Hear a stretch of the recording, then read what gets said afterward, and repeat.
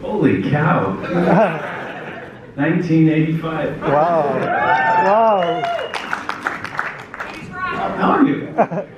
They love you. Look at this. Yeah.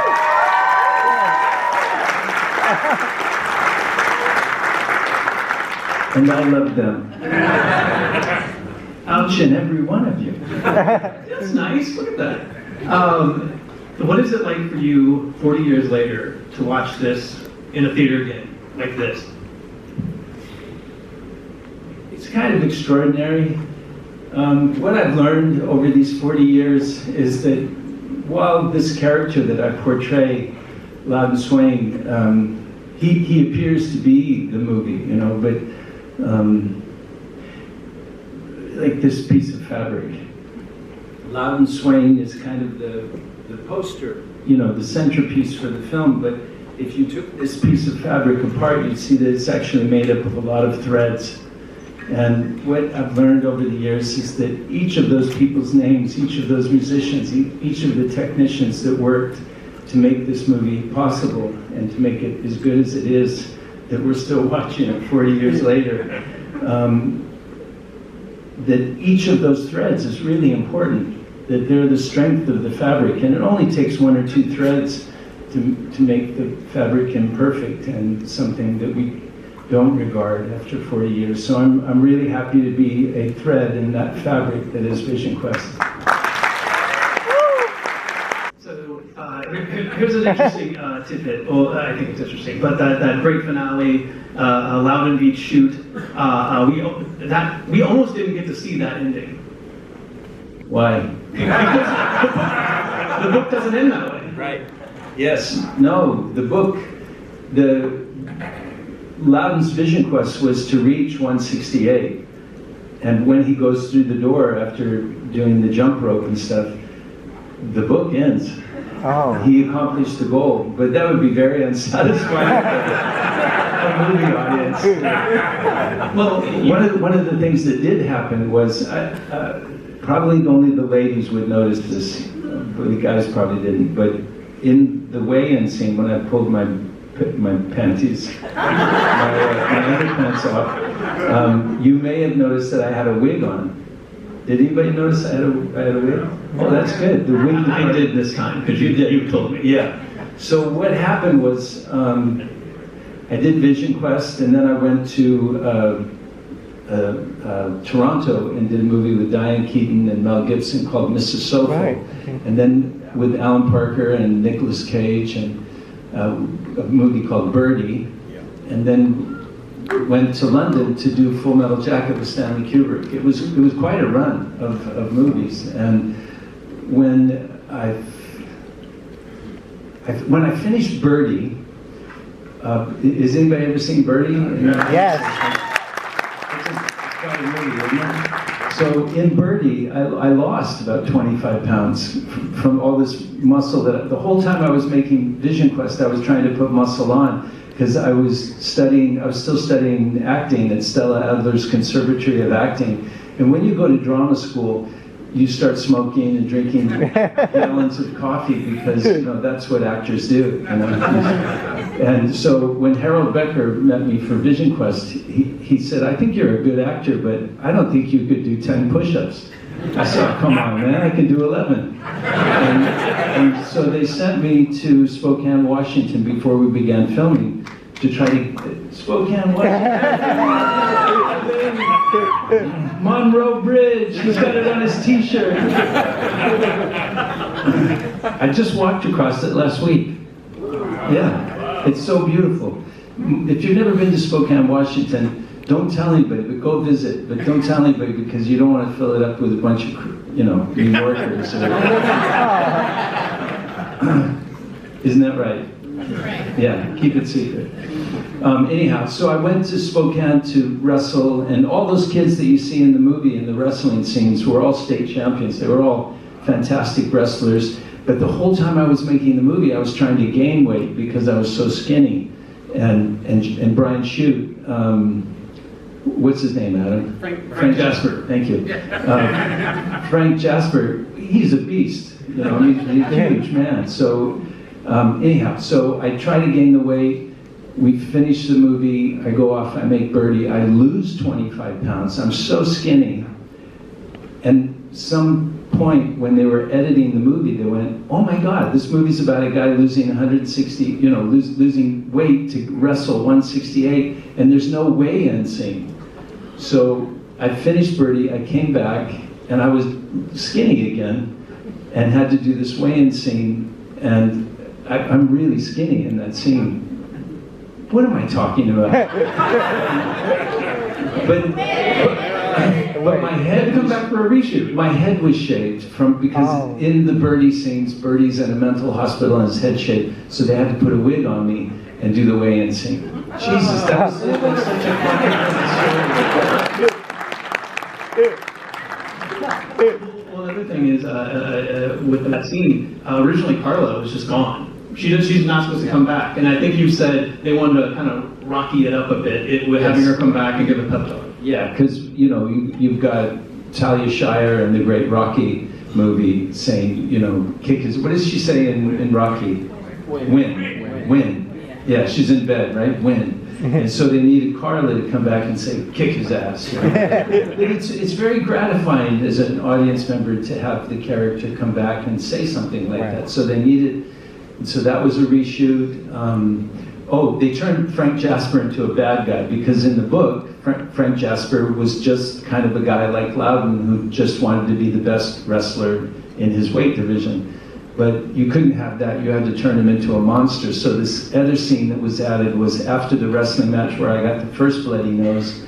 They had him come in and say, "You can't hold your mud. You're a bleeder," because they wanted to turn him into a monster.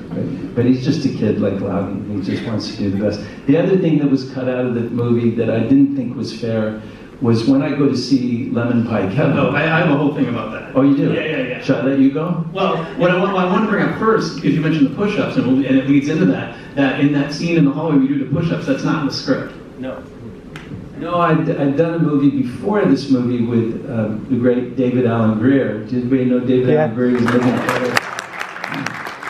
He's the godfather of my children. But David and I became really good friends when we were making Streamers that was directed by Robert Altman. It's a movie about soldiers going off to Vietnam before America knew what Vietnam was. And there's a gay character in David Rave's play. And David Alan Grier tells the character, because he doesn't know how to stop being gay, David tells him to do some push-ups. That'll straighten you out, man.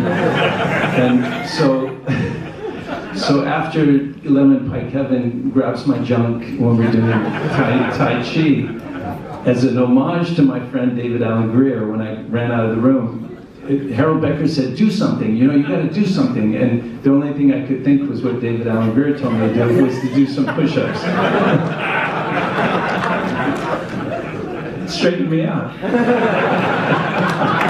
In Christmas Boat Class, I watched Streamers. Oh, you did? It's intense. It's intense. Yeah, it really is. Yeah, Mike Nichols directed it when it was on Broadway, and people passed out in the audience, because there's a lot of blood.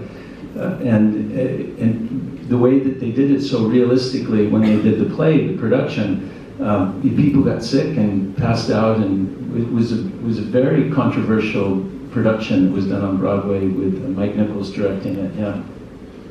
So most Vision Quest fans ask themselves this at some point, because Loudon's in there with Kevin, the Tai Chi guy, and he leaves. But then a few scenes later, a different night, Loudon is leaving with the wrestling shoes that Kevin offers him.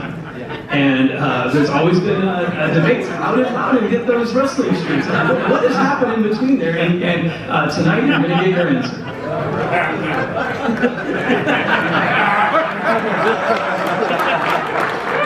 Loudon's not stupid. He's a working class kid and needed a pair of shoes.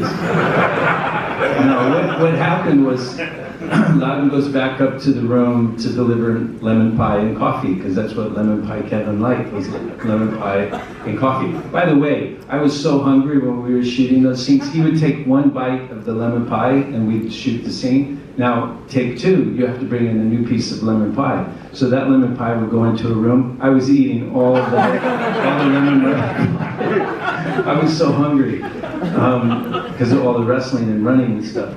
But so they had a follow-up scene. I go in, deliver the lemon pie, and I don't want to go in the room because of what happened last time. And I just say, no, here, just take it. And he goes, listen, I have something for you. I said, oh, what? And he says, I've got some shoes for you. I said, no, I can't accept them. He goes, no, I heard about what you're doing, that you're wrestling this guy, and I want to apologize for what happened last time, and I want to give you these shoes. And Loudon still, I can't accept them. And he says, listen, if I was going to pay for sex, it'd be for something a lot more sophisticated than you. Take the fucking shoes. And that's how Loudon got the shoes. But the thing that's great about that, what Harry Davis was doing with his book was creating a book that was really a coming-of-age story.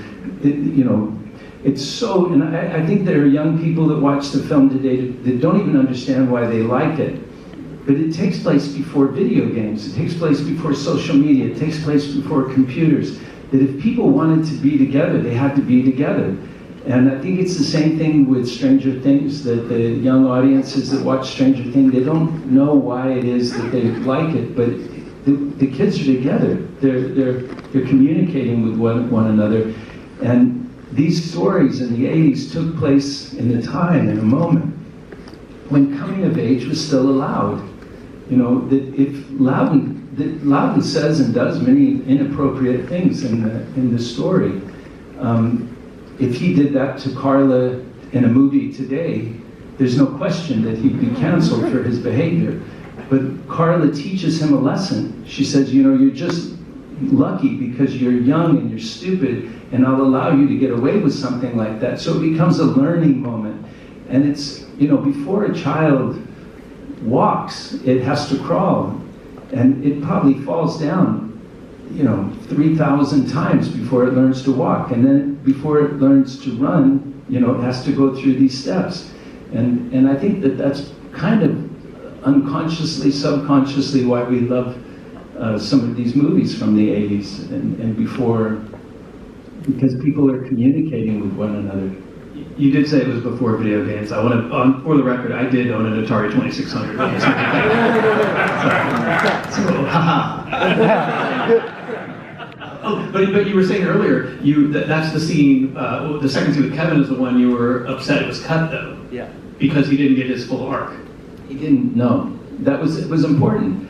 But all of those coming of age things were very important when I read the script, and I thought that it was fair. It was fair and it was kind, and it it's one of those steps that the child takes in learning to walk. That Loudon was learning. He was really coming of age and learning that the gay man that orders lemon pie and coffee is not a bad guy. He's not a bad guy. He did something that was inappropriate, just like Loudon does something inappropriate, and he's forgiven. Forgiveness might be the most important thing that humanity has the ability to what is the word I want? Forgiveness. Forgiveness is a beautiful, powerful thing, and I'm not religious, but if Jesus Christ were responsible for one thing, those among you that are without sin cast the first stone. If that was the only thing that he did, he deserves to divide time.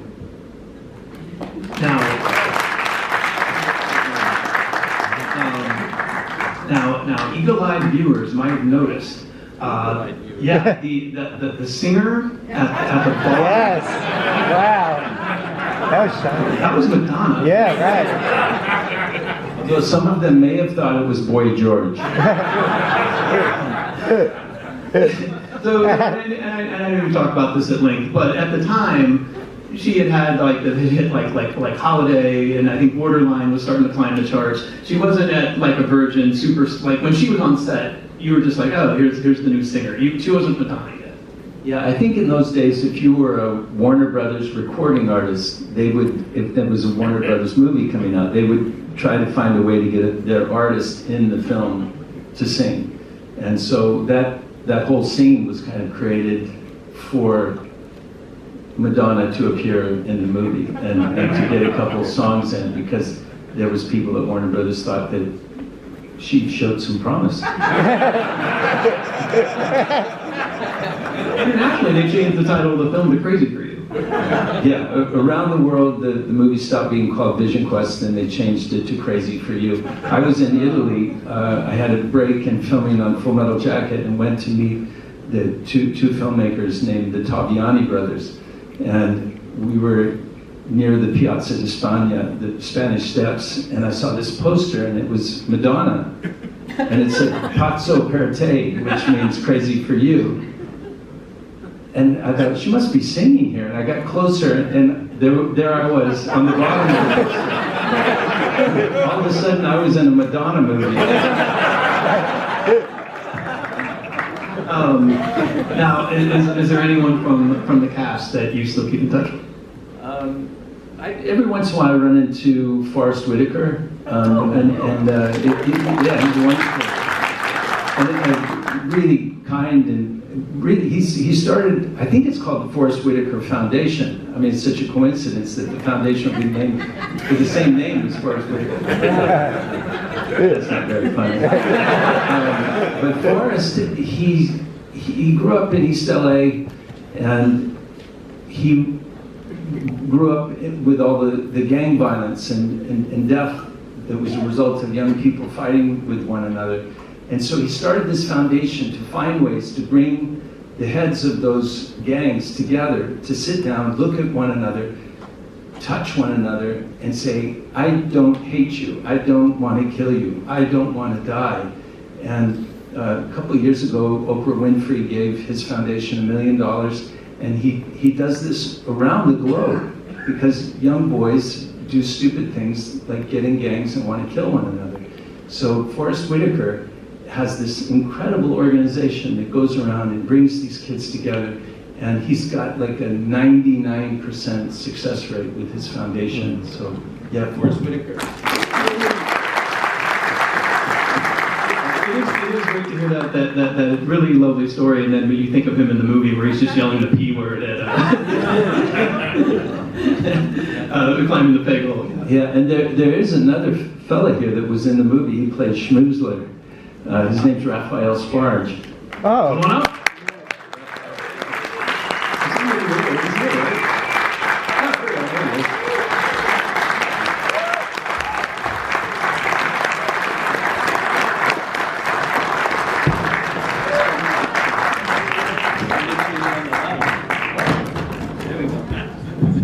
Matthew, thank you for inviting me. Hey, Matthew found out that I was going to come, and he said, why don't you come up here?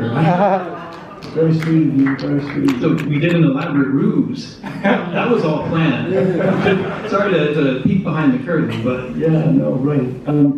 I haven't seen this film since it came out. Wow. You're incredible, man. You're really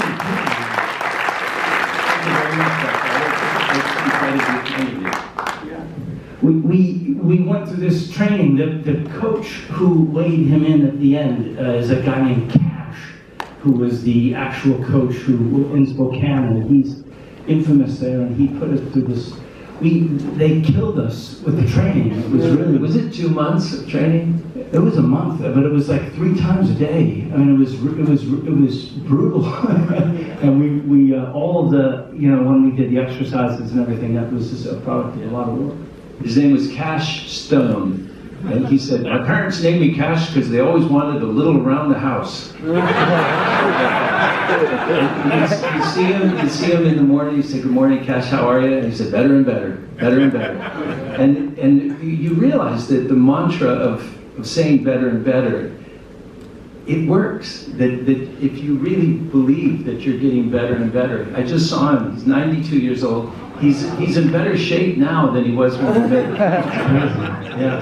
Do you know I was married already when we made this movie? Wow. I'm still married to the same gal. A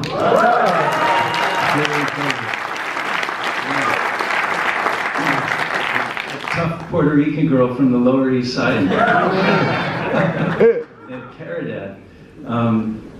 what was I going to say about? Oh, when she finally showed up because she let us go do this training before we began filming. I think I was there for 2 months training. Maybe I needed more training than. Well, you had the big thing at the end, right? So they had to, yeah, I had to do that. Yeah.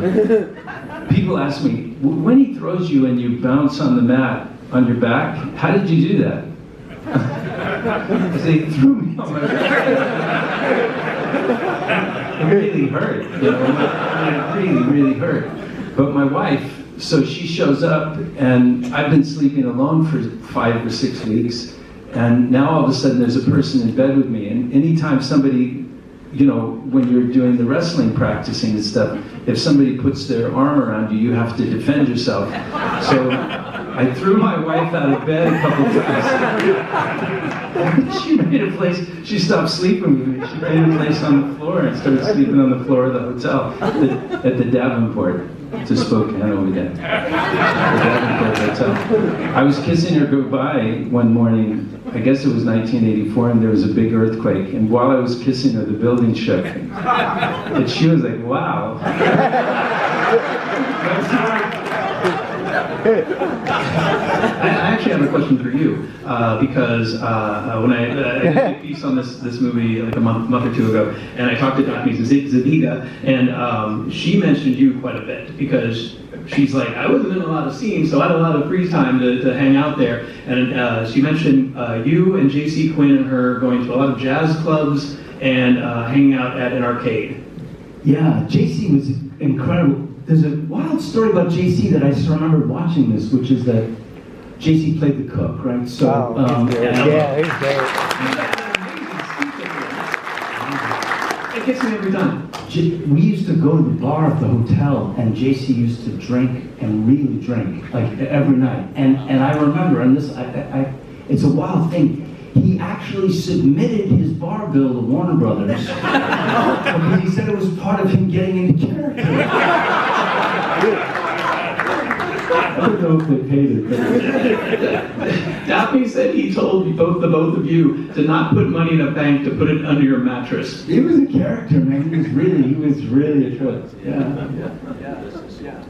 And Forrest, as you say, I mean, it's wild to see him. Of course, I just remember meeting him. He just was such a sensitive guy, and I've worked with him since. And he's just such an amazing human, as you say. But before we wrap up, though, you have to tell the story about the guy who loves the Vision Quest that stopped you in Venice Beach. Okay. So it happened. Probably of all the films that I've made, this film gets the most calls at Yankee games or the Knicks games or Rangers. People go like, "Hey Lon, you think you're gonna make the wave? You can't hold your blood. You're a bleeder." You know, and people shout stuff at me all the time. Just walking down the street, and it's wonderful. I really like it. But during the pandemic, I was out in California in Venice Beach, and there was a car coming toward me, and it started slowing down, and I could see that the guy was looking really hard at me. Jesus, what is he going to run me over? And then he got out of his car while it was still rolling. It rolled and crashed into another car, and this guy got out of the car, and so imagine Shoot, but like 2 times bigger. And there's a really famous gym there where Arnold Schwarzenegger, you know, Gold's Gym. Gold's, yeah. And this huge man, he gets out of the car. And I thought, oh, fuck. I'm going to have to fight this guy. He's coming at me. And he goes, you. And tears started running down his face. He said, you saved my life. I was a drunk. I was an alcoholic. I was a drug addict. And I had no direction in my life, and you became my compass. You saved my life. And he grabbed me and gave me a big bear hug, and just held on to me, crying. And I mean, it's extraordinary, this medium that we all work in, and this is a celebration, you know, of us, that all together. that what Raphael and I do as actors, we reflect you. We reflect the people and we tell stories. And it's a great blessing to have this position. And it comes with great responsibility. When you're projected onto a motion picture screen, when you come into people's homes on the television, when you stand on a stage and people are literally looking up at you, the things that you do and the things that you say will have an impact on people's lives. And it comes with a great responsibility, you know? And so I just feel that we're so lucky to be able to tell stories that become compasses for people's lives. Yeah.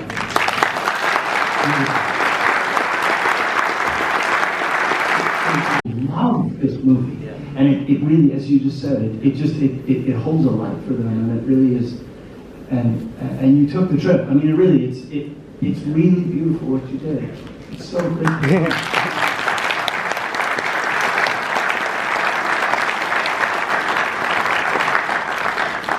There's a Jimmy Stewart movie called It's a Wonderful Life.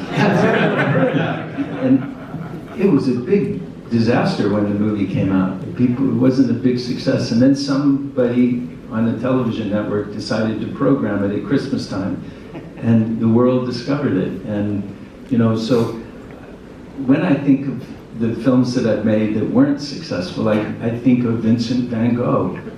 And the fact that his brother, who was his salesperson, couldn't sell one of Vincent van Gogh's paintings. So, you know, sometimes it's not meant to be the moment, you know, but if you, one thing that I think that we share, that we know, is that you never know when something's going to be successful. You just never know. So the lesson in that for all of us should be to show up and do the best you can every single day. Do the best you can. And because the only, the only moment,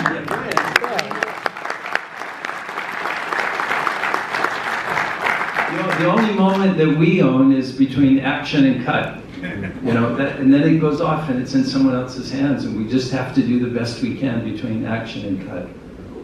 So what I gathered from what you were saying earlier is every holiday season, one of the networks needs to play Vision Quest.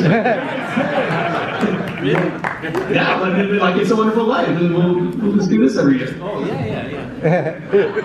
You said they do play that. Oh, I'm sorry. now it's disappointing news. They don't. And I think we're getting ready to wrap up, but is there anything else you want to say about just the legacy of this movie? What's its legacy? Because it's like this. I mean, people still love this movie. And that's for both of you. You know, it does follow a Rocky theme. It does have that kind of, that sort of man taking on, you know, a great challenge, and then, you know, it's that Joseph Campbell thing.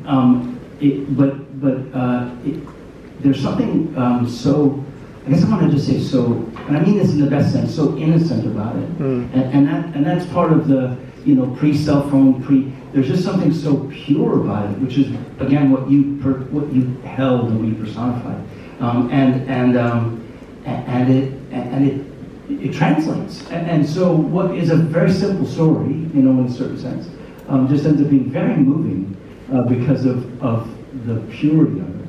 And it captures that kind of, you know, prepubescent. And Linda Fiorentino is you know, just a... That's how we don't have questions on that. Yeah, so anyway. Linda Fiorentino is the reason my wife is not here tonight.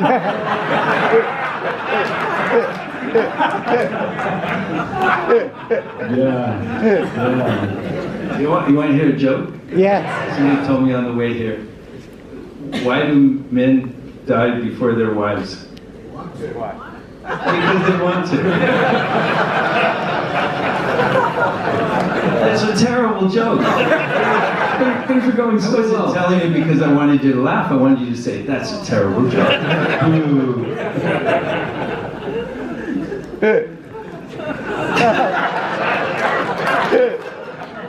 This is going to get back to my wife. This time I'll be sleeping on the floor. Why do you think the movie is Why do I think? Why do you think the movie is still so important? Speaks. Well, I think we live vicariously through characters that we see in movies. I don't like playing bad people. You know, your body doesn't know it's acting. That when you get angry, your heart rate goes up, your perspiration goes up, your adrenaline goes up. And when you play anger, you cause a chemical reaction in your body that is very exhausting. So, my father was a drive-in movie theater manager. Do you know that? I didn't know that. Yeah. I was born in California. We moved to Utah, and we had about a dozen drive-ins and movie theaters. We got thrown out of Utah by the Mormons. We were playing a movie called Midnight Cowboy. When it came out, it was rated X. And the Mormons weren't happy with that. And then my brother came back from Vietnam and was growing marijuana in his garden. He thought he was clever because he grew a row of corn and a row of marijuana. And it would be hidden inside. And of course the marijuana was 6 feet high and the corn was down here. It was the front page of the Salt Lake Tribune that said, "Corn doesn't grow as high as officer's eye." So yeah, we got invited to leave Utah. Which at the time, I think there was only about 200,000 people in the whole state of Utah. It was really tiny. Everybody knew everybody. Why did I tell you that?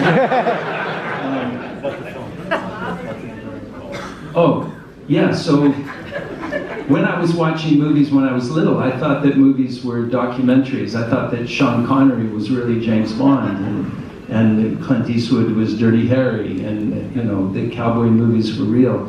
And then I saw a movie by a fellow from New York named Little Big Man. Arthur Penn. Thank you. Arthur Penn. And I was going to school in Orem, Utah, with a lot of Navajo that would come into school, the public school, from the reservation. And it was the first time, because the cowboy and Indian movies that I'd been subjected to as a boy were always white settlers being attacked by savage Indians. And this was the first time that the camera pivoted to indigenous people being attacked by savage cavalry, US cavalry, murdered. They were murdering the ponies and the dogs and the old people and the children. And the Native Americans called themselves human beings. And Chief Dan George, he was nominated for an Academy Award for playing Dustin Hoffman's adoptive grandfather. And so that's all I wanted to be from that point on in my life, was because I didn't want to be a part of that other history. I wanted to be a part of the Native American history. I wanted to be a human being. I wanted to be a good person. And that's what I want to be in my life, as a good person. Not causing problems, not playing characters that are hateful and hurtful. And so when I moved to New York City to study acting, I went to meet this lady, Stella Adler, who somebody suggested that I go to meet because she could help me become an actor. She was Marlon Brando's teacher. She was Robert De Niro's teacher for a little while. Incredible woman. And I walked into a room about the size of this room at the City Center, just down the street from here. And she was sitting at a desk writing, and she had a secretary who was waiting to introduce me to her for my audition. And Stella finally turned around and she looked at me and she said, "If you've come here for me to teach you how to be a movie star, you should turn around and leave right now. I don't teach that. If I'm lucky, I'll teach you to be a human being." And I started crying because she had no idea that for 8 years, since I was that little boy sitting on the ground at my dad's drive-in, that's all I wanted to be, was a human being, and here was the lady who was going to help me fulfill that. So thank you, Stella.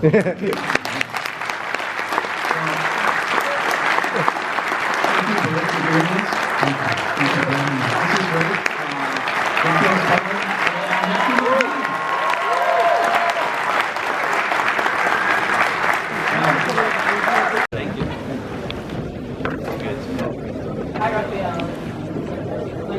Hi, Wendy.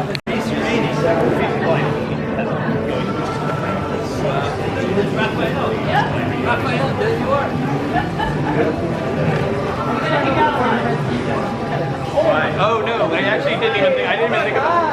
when I thought about it when I was watching it. Like, yeah. Well, if you didn't kind of work well.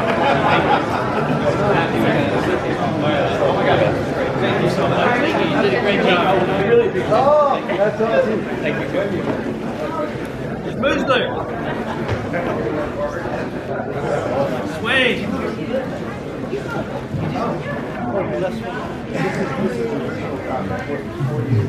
40 years ago. Never ever put it.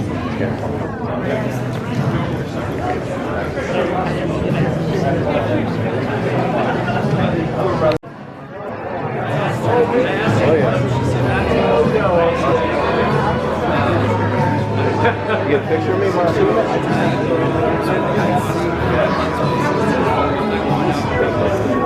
Get it?